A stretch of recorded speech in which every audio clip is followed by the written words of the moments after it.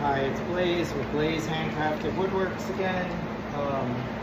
My buddy Logan, who works at my materials supplier, Dakota Hardwoods, commissioned me to make this round table out of white oak.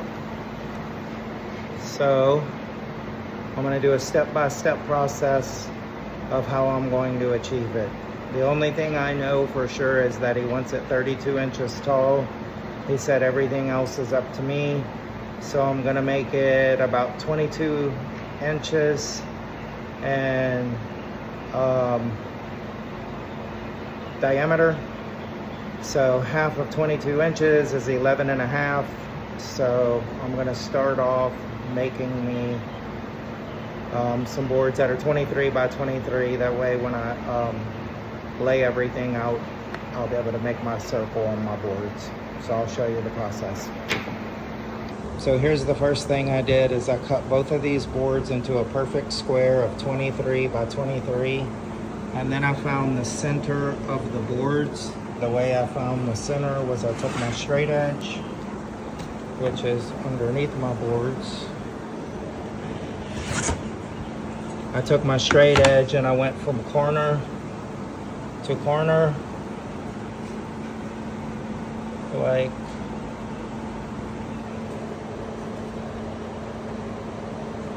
like that, and then I made a pencil mark, and then I did the same thing this way and I made a pencil mark. So that point where those two lines intersect is exactly in the middle of my board, which is 23 inches by 23 inches. So now I have to make basically a compass, because I don't have a compass big enough to draw that radius or diameter, excuse me. No, it's a radius because I'm only going halfway. So this is how I'm doing it. I just took a little scrap piece of 1/4 inch. I drilled a hole in this side for my pencil to go in. And what I'm gonna do is I'm gonna measure 11 and a half this way, which I'm really gonna do 11 and a quarter. And the reason being is because since I cut that 23 by 23, my pencil line is gonna be too close to the edge for me to cut. So I'm gonna take a 1/4 inch off, so it'll be a 1/2 inch smaller. So instead of being 23 inches, it'll be 22 and a half. That'll be the inside, and then of course I'll have to trim out the outside to look like this with the white oak. So hope it all works out. Okay, so what I did is I measured 11 and a quarter inches from this pencil mark hole, and then I found the center of this way, which is, this is 1 and a quarter inches, so I set this at 5/8, marked the line, kept it at 5/8, marked the line. So where those two lines intersect is where I'm gonna put my little screw through, which is gonna be this screw, right here. Any screw will work.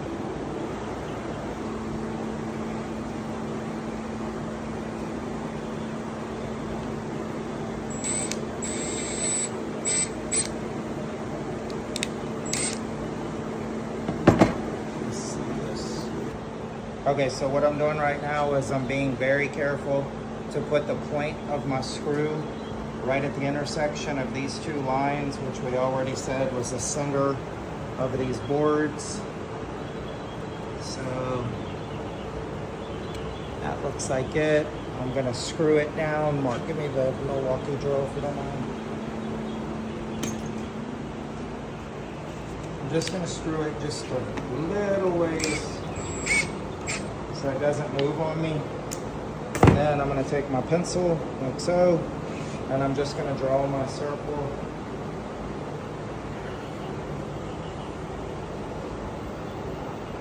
Okay, can you see that good? So there's my circle. I'm gonna go cut it on the bandsaw, and then I'm gonna use this one to scribe the other one underneath.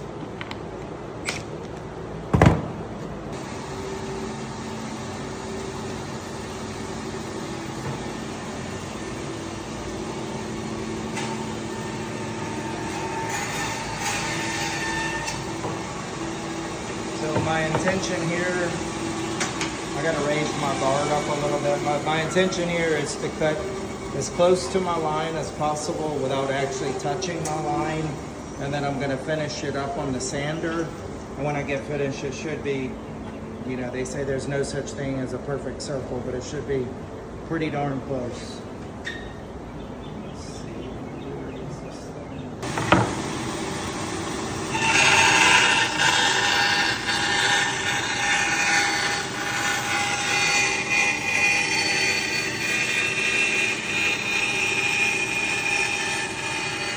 That's good, you don't have to cut them all over there. So you can see I cut very close to my line, but I made sure to leave my line. So now I can go to the sander and I can sand to my line and it'll be pretty close to a perfect circle.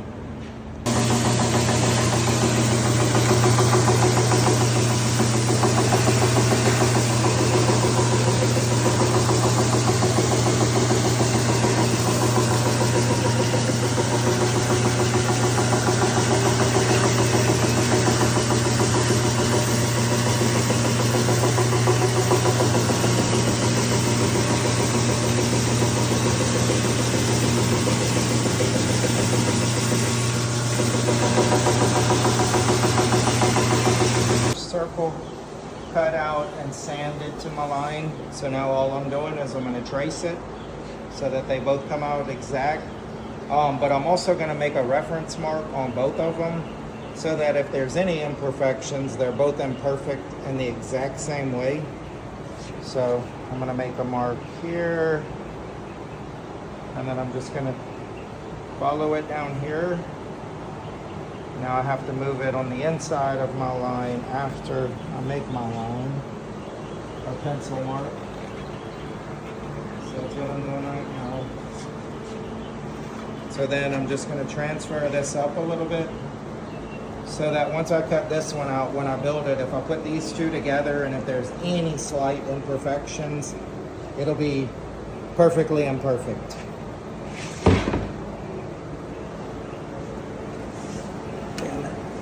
Can't see the line.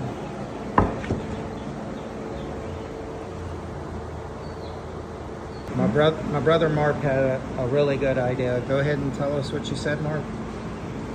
Attach these two together and sand them both at the same time. That way, if there's any imperfections, they're both imperfect. But I mean, they're pretty much perfect as they are. They're really, really close. But I'm going to take his advice. I'm going to screw them together and I'm going to go sand them together. I still have a little bit of my line showing, so I know that I'm going to be a perfect circle. So anyway, thanks, Mark. Okay, so 2 screws should do the trick. All these are is little trim screws that are like, the head is like 1/8 of an inch big. But 2 of them will keep them locked together. Here's where I keep my little screws. These are all screws I usually use for cabinet installation. But my brother had a very good idea. So I'm gonna go sand them together real quick. And then I'll start making the ribs for the body.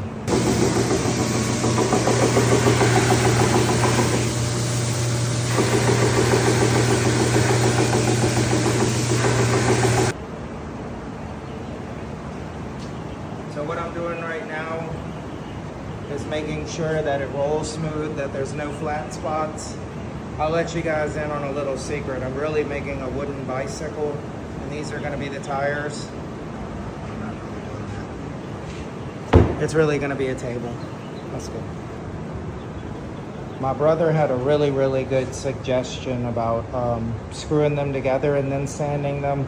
But I just wanted to mention there's one other way I could have done it too. I could have done the first one and then I could have cut the other one close to my line, and then I could have taken a flush trim bit and let the router bearing roll on the one that's perfectly round, or as perfect as I can get it. And it would have made the other one underneath it exactly like it. But I don't know, there's more than one way to skin a cat, I guess. So I hope you don't really skin a cat, especially not mine. But anyway, now I'm going to start making the legs for this thing, or the body, I should say, not the legs, but it's going to make the body of it. So I'm going to start that now. Okay, so Logan wants this thing to finish off at 32 inches tall. So what I have to do is get the thickness of this, plus I'm gonna plane down some white oak to 3/8 inch of a thickness. That's gonna be on the top and wrap around the edge. So I'm gonna go ahead and get started with that right now. So rather than using the bandsaw, I'm gonna use my table saw to resaw these. The reason I'm resawing them is because they're so thick. They're 6/4, which means they're 1.5 inches thick. But if I put my tape on it, it's really not 1.5 inches. It's more like 1 3/8 inches. So what I'm gonna do is I'm gonna cut them to 5/8 because 5/8 and 5/8 is 1.25 inches, and the blade, the kerf takes out 1/8 of an inch. So that'll be my 1 3/8. And then I'll probably plane them down to like 9/16. And then I'll be able to mock up how I'm gonna make the body of my, this table.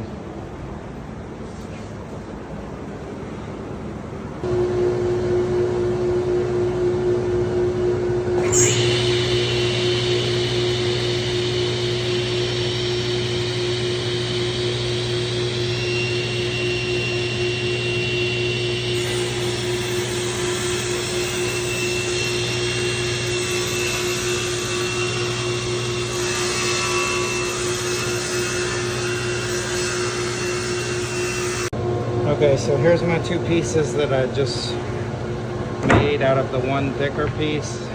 Resawed it. I don't know if I like the thickness. I don't know if I'm gonna use this or not. Let me think about it for a minute.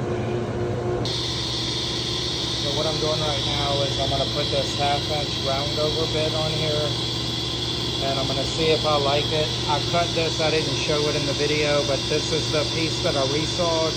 And then I cut it 3/4 of an inch this way.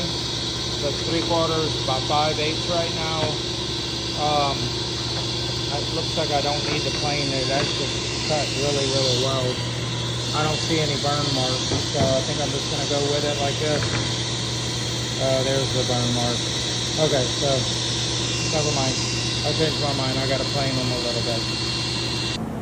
So what I did is I took a little piece and I rounded it over on both sides.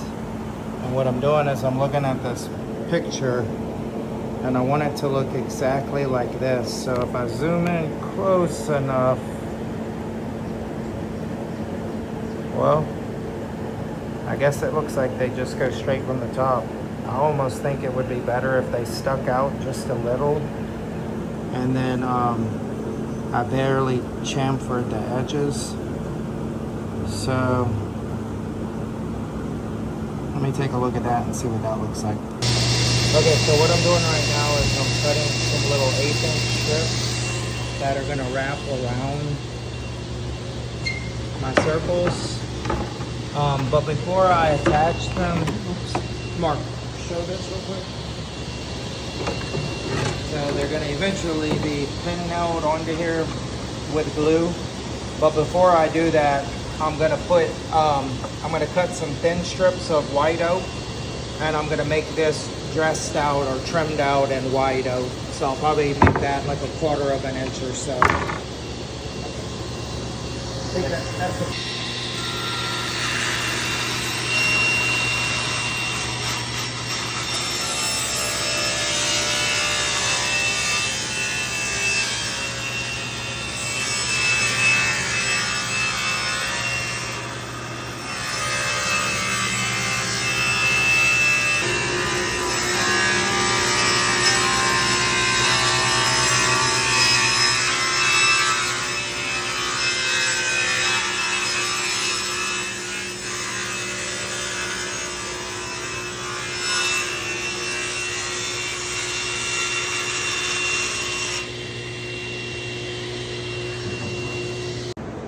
Okay, so what I'm doing right now is one of these pieces needs to be covered in white oak so that the whole thing is white oak. This is not oak, this is beech. But this is gonna be the bottom, so it really doesn't matter what it looks like. But the other circle underneath here was just birch. but I'm putting a layer of white oak around it, and then tomorrow I'll cut it and I'll sand it to where it's round like the other one. But what I'm doing right now is I'm making cauls to put on top, and I'm clamping it so that the clamping pressure is even, and I'm gonna let it sit up overnight, so tomorrow when I get here it'll be done. All I'll have to do is cut it and sand around my circle. So I just wanted to explain. So those are cauls, and I'm just putting some little hand clamps on them. That should be plenty sufficient. I'll also pin nailed them down, but I want to make sure that they're totally flat and not cupped while the glue is setting up. Okay, I got clamps all over the place. That's good though. I want to make sure that it's totally flat while my glue is drying. Okay, so my buddy Logan commissioned me to make this piece for him. Logan's my buddy who works at the place where I get all my materials, Dakota Hardwood Lumber. So anyway, I'm gonna do this, but it's gonna take several days because there's so many different processes to it. So I'm gonna make it, I think it's called a playlist. So every day I'll add to it. So if you wanna see how to build the whole thing, you'll just watch the video, I guess, in a series or in episodes. So anyway, I'll start with what I got done today, and follow along if you enjoy woodworking.